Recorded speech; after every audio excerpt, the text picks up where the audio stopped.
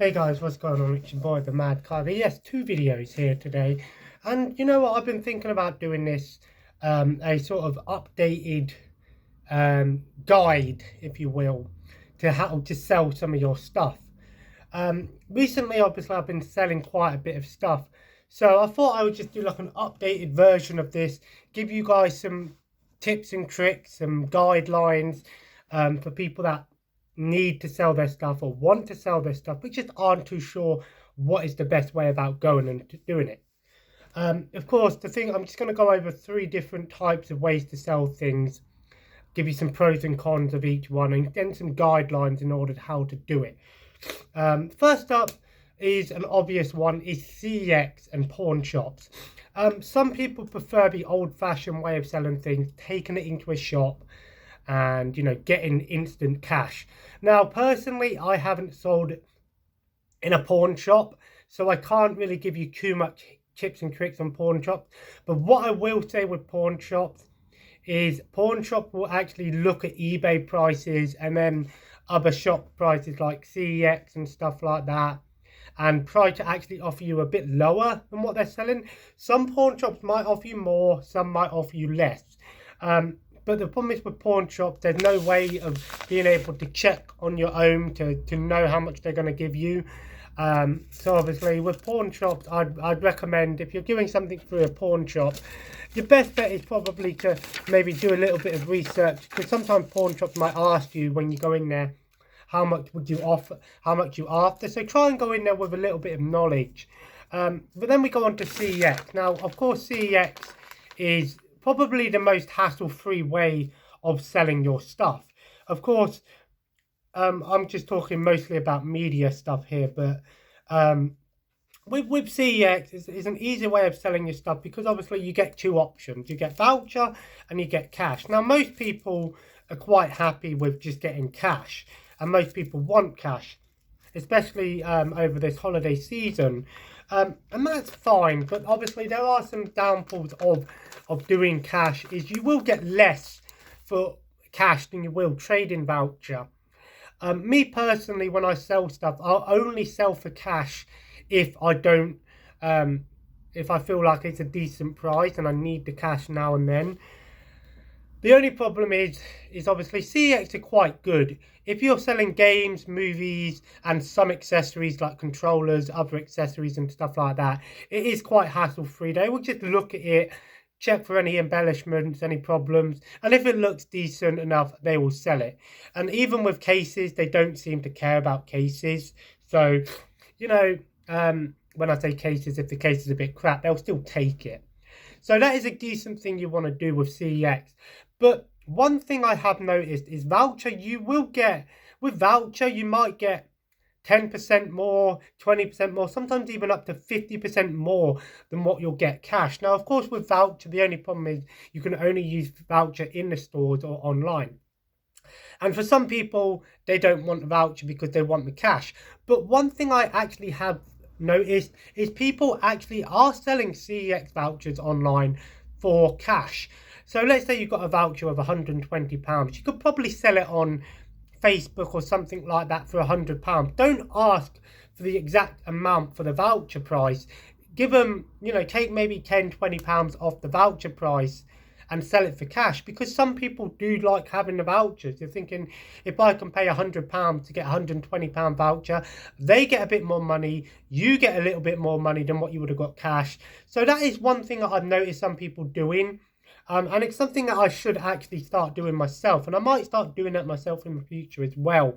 Is if but obviously with voucher you can get stuff here and there. If you're selling stuff because you want to get other stuff for your collection and stuff, then voucher is a good way to go. Again with CEX, again you can trade in like God, no way. consoles and all of these other things like that. They do tests. But sometimes people might try and take stuff in there thinking, oh, I might be able to get away with it because it's a bit dodgy, but they might take it and I can still get money. The only problem with that is obviously CEX will look at things in depth and test things. So if you've got something that doesn't work properly, they won't take it. But the good news is if you do get something from them, 9 times out of 10 they will tell you what is wrong with it. So if you know what's wrong with it, then you can go out of your own way to try and either fix it yourself, get it fixed, or sell it as part prices or discounted prices in other places online, for etc. And actually tell people exactly what's wrong with it, because then you can still at least get some money for it. Maybe not as much money as you originally wanted from CEX, but there are still options out there for you, which is not a bad way of doing things. CEX, obviously, the pros of CEX is obviously you'll get cash or voucher straight away, 9 times out of 10, no problem. Another good thing is if you're selling consoles or parts or anything like that, if they don't work properly, they will tell you what's wrong with it. So then you can at least have more knowledge for it. Obviously, the cons are sometimes you're not going to get a decent price on things. You might get less than what you would sell it on eBay. If something was worth £50 on eBay and you sold it in CEX, you might only get £25 cash and £35 voucher. So you are actually not getting the full price for something, but that is a con for some people.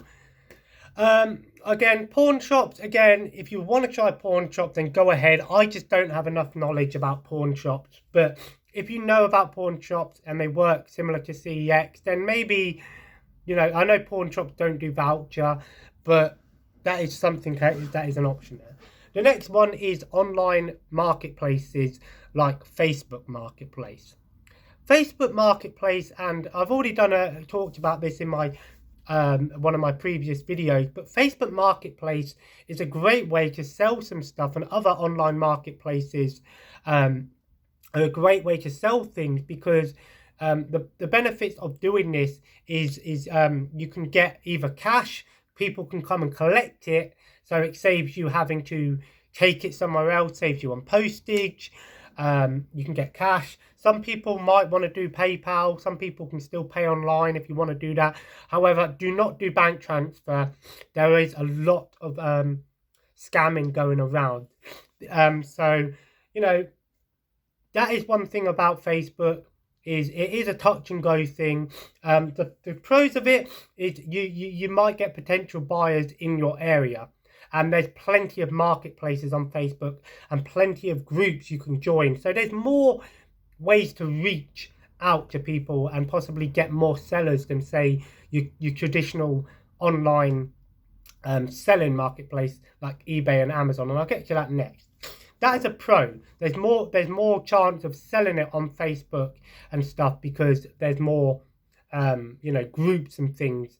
Plus you have local groups, which is a great way for stuff, because it's going to go to someone in your local area, and there's also dedicated groups for gaming stuff, for example. So if you're selling it in a dedicated gaming group, 9 times out of 10 it's going to go to someone who's going to appreciate it and look after it just as much as you have, so, and less likely to go to resellers as well. One of the obviously, another pro about Facebook is, there's plenty of payment options out there for you. Collection and cash is fine for some people, but if you're not happy with collection and cash, you can do things like PayPal and sell it over the internet like eBay without having to pay fees. That's another pro. No worries about fees. You can actually save yourself a lot of money, and you don't have to worry about waiting fees or anything like that. Some of the cons about Facebook is potential scammers. There are potential scammers out there. If someone's going to tell you, I'll give it you bank transfer, they'll come to your house, pick it up and say, I've done it bank transfer. Do not accept that, because a lot of people are getting scammed that way. Never ever do bank transfer when selling something through Facebook. If you're going to do bank transfer, I'd recommend doing it through eBay. Although there are I've had problems with eBay, and I'll get to that next. But if you're going to do bank transfer and things like that, I'd recommend doing it through a trusted online marketplace like eBay or Amazon, because then it's dealt directly with that company. And if there's any problems, the company knows how to deal with that, and they will give you 9 times out of 10, you'll get your money back, and you can deal with it. Same with PayPal. If someone gives you PayPal money, PayPal's much more secure. Another con is time wasters. People might message you on Facebook with an offer. You might accept it, and then they'll come back to you and don't answer. A lot of fake profiles as well on Facebook, unfortunately. One policy I have when selling on Facebook is I will never ever sell to a blank profile. That's just my policy. I won't sell to any blank profiles on Facebook. If I can see who you are and I can see that you're a genuine you have a genuine picture on Facebook and I can see where you are and who you are, then I'll sell it to you. Because I know that you're a genuine person. If you don't have if you want to have anonymity on Facebook, that's fine. But if you want to buy something from someone, you need to have that level of trust when it comes to Facebook and stuff. Again, protect yourself and save yourself some money. And save yourself the hassle of that. That's one thing I will say about Facebook. It is a little bit easier in something. And then we have to come to things like eBay and Amazon. I haven't actually sold through Amazon. I personally don't know how good selling through Amazon is. I'd recommend eBay. I've already talked about eBay in depth, but eBay does have some benefits over, say, Facebook and stuff. eBay, a lot of times on eBay is, if people are shopping directly through eBay, you can try to find out a decent price for something. If you're selling, say, 5 PlayStation 2 games, for example, you can actually look up the prices on eBay and look at what other people have been selling them for and give yourself a bit of an idea as to what you are. You can try, one thing about eBay is that you can try to find a decent pricing guide as well and price your item at a price that you feel happy with and you feel secure with. If you want to try and go for a higher price, you're more than welcome to do that. If you want to go for a lower price, you can do that. Lower price obviously means your item will probably sell quicker, but you'll get less money. Higher price means you might get more money, but you'll have less likely to sell the item. So I try to find a decent average. If I'm selling a game for £50, that means if something's selling from some people at 70 and some people are selling it for 50, I'll go medium price, like 60 or something like that, for example. Just for an example. Another thing about eBay is, again, it is a little bit more trustworthy for some people. There are time wasters and there are scammers on eBay, but at least with eBay, it's managed by an actual company. So if there's any problems, you can actually take it up with eBay, with your bank, whoever it may be. And 9 times out of 10, if you don't get your money directly properly sorted out, you can go through them and then go through that and get that process done. It might be a little bit hassle, but excuse me, it might be a little bit of a hassle, but at the same time, it's the company's fault if it doesn't get work. It's not your fault. It'll be the company's fault if it doesn't come through and get sorted properly. Again, with eBay, another good thing about eBay is you can sell a ton of stuff. eBay does have the option for collection and postage.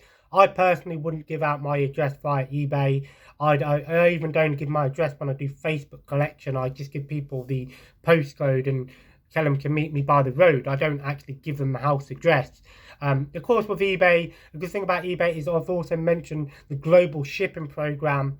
Now on eBay, they have the global shipping program, which means you don't have to pay any extra for shipping your items worldwide. You can just send it via global shipping program, at least here in the UK. I don't know about other countries in the world, but it means that you only ever have to pay postage price to the UK, which is great. So you're not paying extra prices. And because obviously global shipping program, other countries, means your items will probably have more chance to reach other people, which is always a good thing. Whereas Facebook is only going to be in your country, in the UK or your area, and obviously CX means you can only go there. So again, they're the 3 places. Again, like I said, the cons about eBay is potential time wasters, potential non-payment people, potential scammers, and again, the waiting game, not being paid over the weekend, and sometimes having to wait a few days for your money. That is the biggest problem with eBay, but hopefully that might get sorted over the next coming months. But again, another problem with eBay is fees, and it no longer uses PayPal to pay you. It is bank transfer only when it comes to payment. So pick your poison. So what I do now is I will put something on Facebook first, give it on Facebook, because obviously I will try to do it as a collection first, because if I can sell a bunch of things together, then and collection, it means I can ship that item out straight away. Someone can come and pick it up and it's gone, and I'll get the cash or whatever straight away. If I don't get any potential buyers on Facebook, I'll then bundle it up as smaller bundles and put it on eBay. And then after, if it hasn't sold within like a month on eBay, then I'll start looking through some of the stuff that I've got on eBay and go, is it worth me taking it into CEX and just getting money from CEX? So that's what I do. But here's some tips and tricks and things, some guidelines which you want to do. First up, always make sure your item is what you are selling it for. What you're advertising. Don't false advertise. There are a lot of potential fake people and scammers on Facebook and eBay. I sold some cards from Yu-Gi-Oh cards the other day to someone, and he wanted just 2 cards, and they messaged me saying they were fake cards. Now, I never actually put in my post that these cards were 100% genuine. He even asked me, are these cards real? I told him I have no clue. I don't know what these cards are. I have no clue if they're real, if they're fake, or what. So I said it's kind of buyer beware. So if you're going to sell something you're not sure about, put it in the description. Don't false advertise, because if you false advertise, that means you could, with Facebook and eBay especially, if you're false advertising, people are going to actually share that around, and people will sort of root you out basically. So you'll have less likely being able to sell things. And I don't know if you can get in trouble for it, but I don't know. Again, another thing is, if you're unsure about something, then either advertise it as unsure, or if it's like a console or something and you're unsure if it's working properly, either test it or go and get it tested in CEX or something first. And then if they won't take it in CEX, you know, at least you know what's wrong with it, and you can sell it for parts prices or sell it as is basically. So never false advertise. Don't be a dick. Another thing is, make sure you're taking plenty of pictures. If you're just taking one picture or using a stock picture on eBay, for example, of something, your item's probably not going to sell. With Facebook and eBay, some people might message you asking for more pictures and might want to see like the insides of stuff and the cases and up close pictures. Don't be alarmed by that. If people are asking for more pictures, it just means that they're probably just trying to cover their own ass. If you're trying to go all on the defense about it, that basically means, as a buyer, if I'm buying something from someone and they're going, oh, I haven't got no more pictures, I can't take any more pictures, it's sold, that's all I've got, then that basically makes me think that these people are trying to hide something. If you're selling a game and you're not going to show someone a disc at least, that means you're trying to hide something. Don't be one of those people. Take a lot of pictures and always be open to you know, giving customer service, if you will. Another tip I can give people is be open to offers. You know, while it is a decent thing to put pricing guides up on, obviously eBay, you need to put prices up. But even with eBay, you can put open to offers. With Facebook, do the same thing. If you've got an idea of what you want for something, put it up as that price that you want. You know, if you're saying, oh, I want at least 60, 70 quid for it, put it up as 80 quid. And if people message you saying, oh, is that exactly what you want? Just say to them, make me an offer. You know, people will make you an offer. You know, so always make sure you're open to offers. You may lose a little bit of money, but if you're open to offers, it shows people you're flexible and you're a little bit more lenient and stuff. So always be open to offers. It just shows that you're a bit more of a decent person and less likely to be a scammer. And another thing I can tell people to do is do not accept lowball offers. If you know what you want for something and you know what something's selling for, if something's selling for £100 and someone offers you 40 quid, do not take it. It just goes to show two things. Either they are a lowball offer or they are a reseller. I recently had someone message me, make me an offer for Yu-Gi-Oh card for £30 when I'm selling them for £85. Looked at their profile and they were selling individual boxes of Yu-Gi-Oh card for £45 a piece, opened one. So, and both of these cards have a complete full. So always do a bit of research into the person who's buying it as well. You know, don't accept lowball offers. Try to give yourself, be open for offers, but don't be one of these people that accept the first offer that comes your way. I can always say that to you. Another tip I can give people is be flexible. If people say, I'm interested in something, could you put it up for tomorrow, or work it out for tomorrow, wait a couple of days, just do that. Reserve it, put it up. Some people are kind of first come first serve kind of people, and I understand that. If you want to sell something, if someone's going to offer you 40 quid for something straight away, and then someone says, oh, I can't pay you for another couple of days, some people might want to take it straight away, and that's fine. But just try to be a bit more flexible. If you want to be first come first serve, just advertise it as first come first serve. If people are going to give you a couple of days and say, can you give me a couple of days to get some funds sorted out, put it up. You know that you might have a sale. If they come back to you and say, oh, I can't pay for it, then obviously put it back up and just resell it as someone else, you know. And the last tip I can give people that I want to give here today is don't let selling sort of put you down. Be patient. You know, I've sold something on eBay. I sold the FIFA games that I had on Xbox One, and they've been up for nearly a year now, and they finally sold. I didn't get a lot for them, but they finally sold. You know, eBay, Facebook, I think eBay obviously is a bit different. Facebook, I think after a couple of days, after like a week or two, your post might be taken down. I don't know how Facebook Marketplace works, but just be patient. Your things will sell eventually. Last thing I can tell to people is organize what you're selling away from what you don't want to sell. The last thing you want to do is get all of your stuff disorganized. You know, keep all your selling stuff together. And last but not least, have fun with selling. Selling can be quite fun, actually. It is a good way of meeting people when they come and check it out. And, you know, don't be a dick as well. Don't be a dick. And last but not least, be careful. Especially when it comes to collection, never ever give away any intricate details. Always be careful with what you're doing. Don't be one of these people that get fooled. Always be careful and do it. And if you don't want someone coming directly to your house, meet in a safe space, possibly in a local town or an area close to a main road or something like that. Always be careful. You just never know anyway. But anyway, guys, I thought I'd just do a second video, a tips and tricks for selling video, a guide, if you will. Hopefully this is giving you a bit of knowledge. This is kind of a beginner's guide, so if this is just what I've learned from experience. If you enjoyed today's video, feel free to leave a like, leave a comment below. Let me know if you like these tips and tricks videos. If so, is there anything else you want me to do and help you with?